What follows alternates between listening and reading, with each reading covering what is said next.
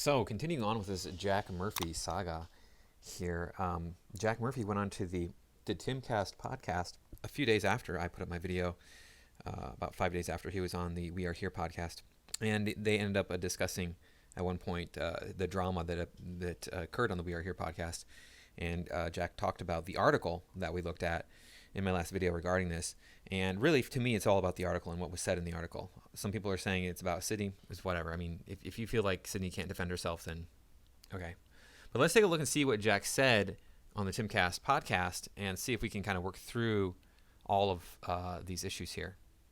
Just on that one point, like, why was it so jarring for people to read that article about me? Because I don't ever talk about it. No, it was so jarring for people to read that article about you is because you talk in there about touching kids and being a cuck and being into this perverse lifestyle. That would be jarring coming from anyone. If you go and listen to Milo Yiannopoulos because he says crazy things. It's like, what, you were doing what now?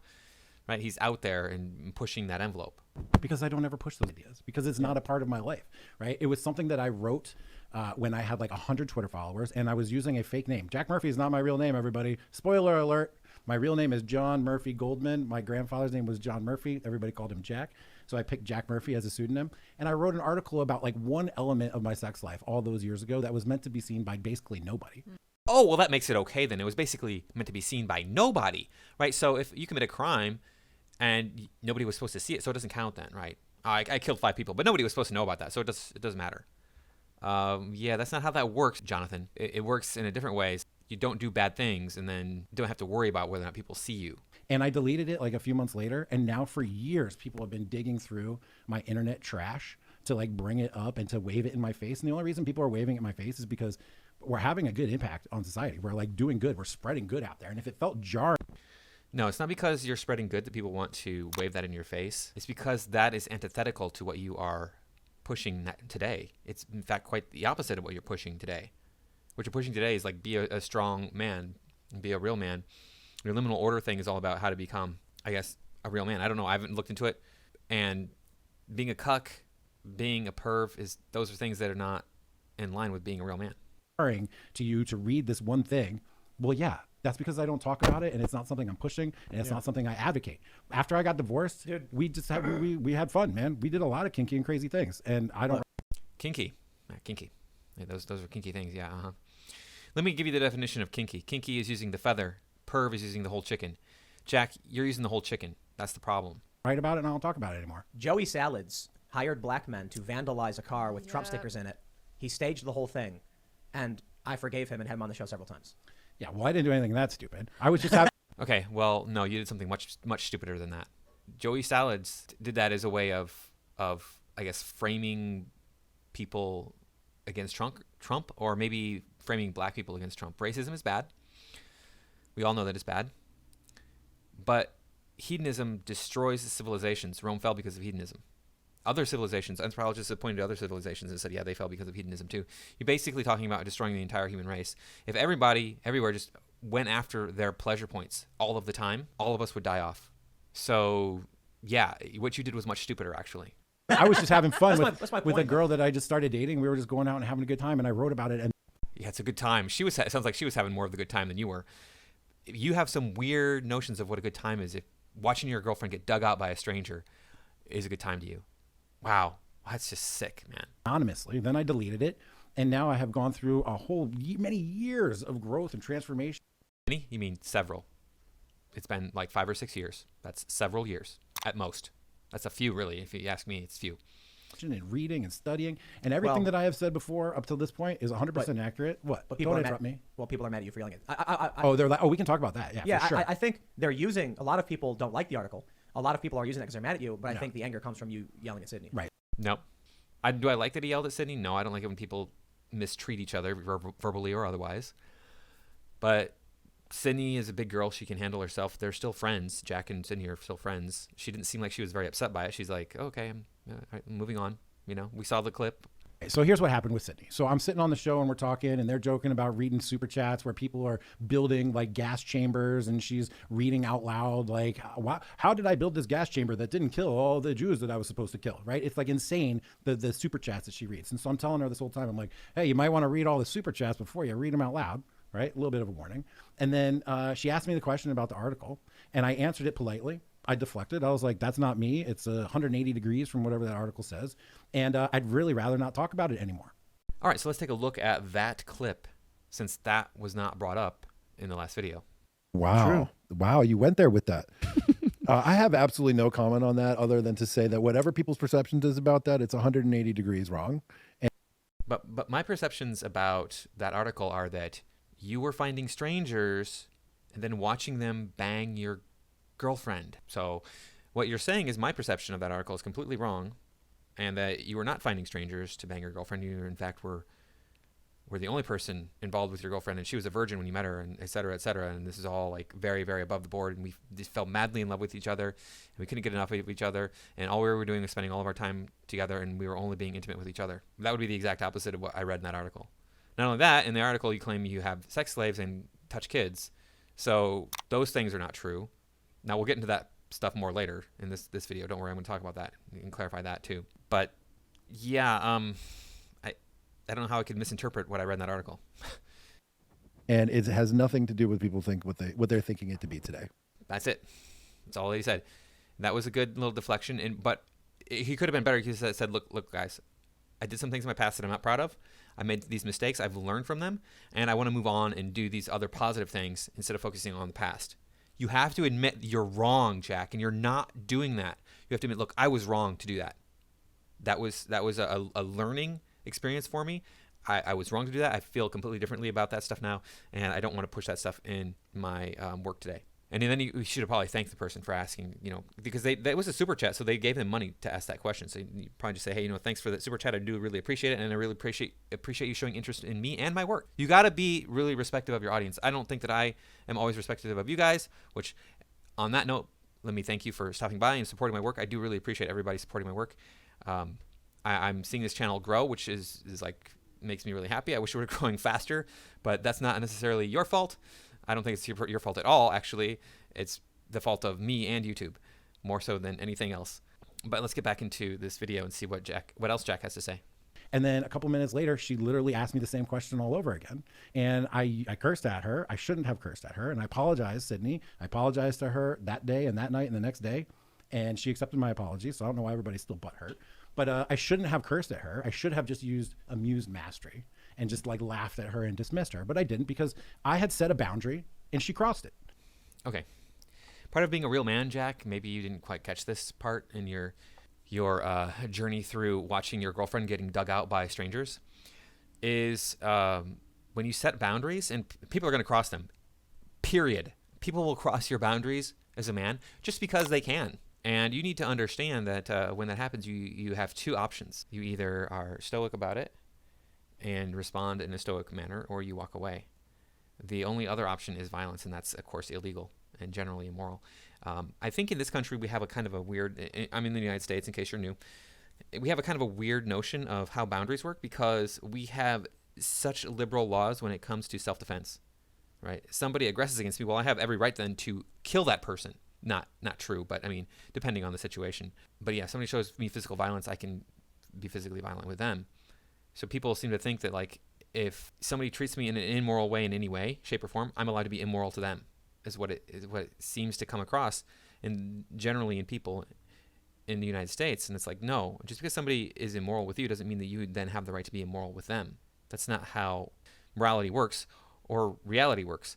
If somebody crosses your boundary when you say, hey, look, I don't want to talk about that, please don't bring it up again, and then they bring it up again, you can just say, you know what, I asked you once, please don't do it again. And then, if it continues, then it's time for yelling or walking away from the situation and just extricating yourself from it, so that you don't get into these arguments and these immoral behaviors. Not that yelling at somebody or cursing somebody out is a big deal, but it's still something you don't want to do. And if you hadn't done that, Jack, we wouldn't be having this conversation right now. I wouldn't be making these videos. You wouldn't be blocking people on Twitter, blocking people on Facebook. I don't know if you're doing that. I don't know what you're doing with YouTube. I hear you're deleting comments and arguing with people and turning off comments and all these different things, because you can't handle this pressure. You can't handle this blowback you're getting from being a cuck. But let's continue on with the video and see what else he has to say. And that's part of being a man too, is saying, here's my boundary, please don't cross it. And then she crossed it, and I told her that I didn't like it. Did I use the right words? No. Should I have cursed at her? No. And did I apologize to her for that? Yes. Did she apologize to me for putting me in a bad spot? Yes. Did Elijah? Yes. Did Elijah and I go out for dinner and drinks afterwards? Yes. Has Sydney and I talked afterwards? Yes. So I don't understand why everybody's still so white knighting, simping for her. Yeah, like I said, I don't care about Sydney Watson. She can handle herself. As far as I can tell, she's an adult. She didn't seem too upset about the situation when it happened. And I'm sure that, she is a big enough person to go, hey, I didn't appreciate that, Jack, especially on air. And then Jack had been like, oh, yeah, you know what? You're right. I get that, if she wants to maintain a friendship with Jack after he apologized, then that's great. If Jack didn't apologize, I would not have maintained a friendship with her. I don't think that she has that issue, though. She can stand up for herself. It's resolved. And in my mind, it's done. And to me, this is such a nothing burger in my life. I am so focused on so many other bigger, more important things that people chipping and chirping away at me at this are just so annoying. When I block people, it's because you're annoying, dude. It's because you have to be more. Okay, so Tim now goes into about how we can't be drama. We can't be a drama channel, blah, blah, blah, all this drama stuff. So picking up after Tim gives his whole drama spiel, we'll continue on here. And you're listening to Rage Merchants and all they're doing is stirring up drama, and you're just getting angry enough that you seek out my email address and my Instagram and my YouTube and my Twitter and my personal phone number and my girlfriend who's soon to be my wife's, and you blowing us up with all this nastiness. Like, dude, you're being misled, right? The idea and everything that we're working on here is to help men, is to help their families, is to help their community. And that's the thing right there, Jack. That article says exactly the opposite. You're not here to help families and communities. Being a perv does not help families and communities. I know in that article you think you're being like super alpha male, like, look, this is what I had to do to maintain my attraction to my girlfriend. Because you have to be like balls to the wall wanting sex all the time to be attracted to a person, apparently. I don't know. That's how it came across in that article. I mean, I don't know what to say other than that. So that's why people are butthurt. In the sidebar, I don't think it's going to show here, but in the sidebar I was saying something like, yeah, it doesn't show on this one. Wow, this guy's over with Tim. He's been following Tim for 7 years. He's like not going to talk to him anymore because of this Jack Murphy thing. That's pretty crazy. Yes, people are pissed at how clownishly he handled it. That was an alpha male, right? But the thing is people are saying, look, you say to be an alpha male, you got to be cucked. Like, what? Those are totally contradictory things, okay? So that's what I think the major issue is with this. And again, the thing for me was the kid touching thing was a huge issue. And we'll talk about that, like I said. So let's go through the rest of this little segment here, and we'll get to the kid touching thing. And their nation. On the way up here today, just let me finish. On the way up here today, I had a phone call with one of the LO guys, and we're talking about this business that they started that's literally going to change the world. It's going to change the world.